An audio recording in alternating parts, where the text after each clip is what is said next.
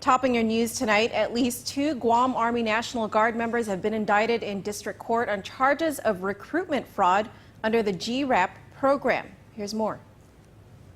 John C. Carbolito and Charlene T. Apateng Blas were indicted separately on charges of theft of government property and aggravated identity theft. The two were accused of fraudulently claiming bonuses for recruiting bogus nominees into the National Guard.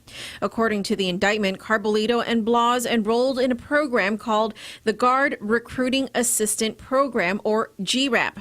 The program was developed in 2005 to boost plummeting numbers in the Guard.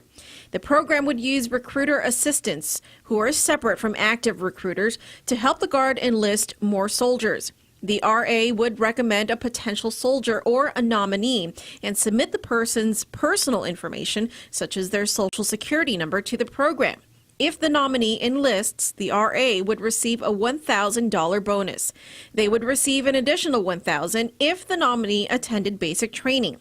The indictment states that Carbolito was an RA in the GRAP program between December 2006 to April 2010, and that he falsely submitted and claimed a nominee and bonus of $2,000. Blas, who was an RA between February 2009 and May 2010, was also charged for, quote, causing the direct deposit of GRAP referral bonus payments to which she was not entitled into her personal bank account.